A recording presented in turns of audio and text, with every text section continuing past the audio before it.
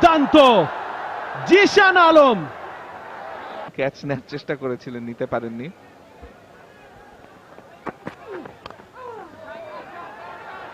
এবার কি 4টা রান পাবেন কিনা? না, পান নাই।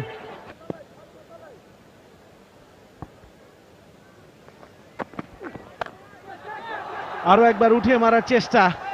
ফিল্ডাররা ইতিমধ্যেই পেছন দিকে দৌড়ানো শুরু করেছেন, যে আমাদের বলছিল যে তাদের মাথার ওপর দিয়ে বলটা চলে গেছে। আরো দুবারের জন্য নিজেদের মধ্যে জায়গা পরিবর্তন।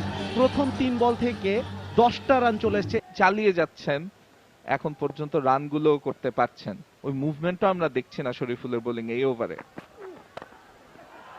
এবার ভালো একটা সংযোগ ঘটেছে ব্যাটে বলের। বল ড্রপ করে একটুখানি গতি হারিয়েছিল বটে, তবে সেটা যথেষ্ট ছিল না তাওহিদ হৃদয় বলটাকে ধরে ফেলার জন্য। তিনি মেইডেন করেছিলেন। জিশান আলম আরো একবার উঠিয়ে মেরেছিলেন। তাওহিদ হৃদয় ভাবছিলেন যে কোন দিকে আসলে ঝাঁপালে আমি বলের কাছাকাছি যেতে পারবো। শান্ত,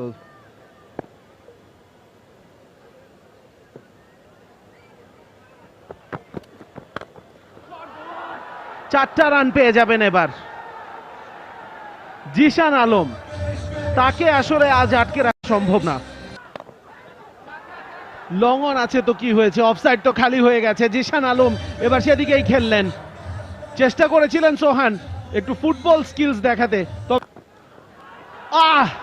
what a shot! Zeeshan Alam আজকে সন্ধ্যার সবচেয়ে দুর্দান্ত, সবচেয়ে দর্শনীয় শটটা খেললেন মাত্র।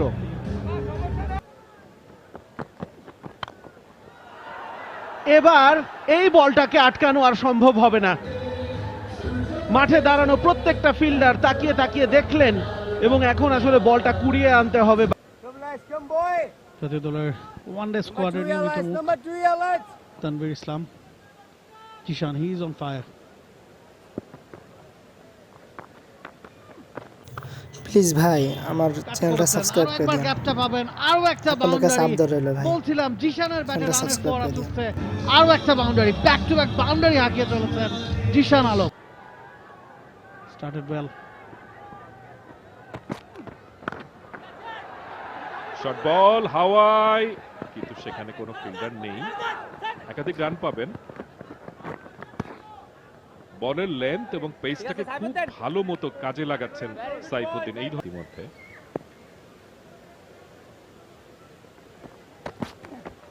আবারও কিন্তু শুকে দিয়েছিলেন, এবার কি আউট হয়ে গেলেন কিনা, এবং সম্ভবত হ্যাঁ, স্নিগ্ধ থাকলে আমরা দেখতে পেতাম যে কত বড় স্পর্শ ওখানে ব্যাটে লেগেছে।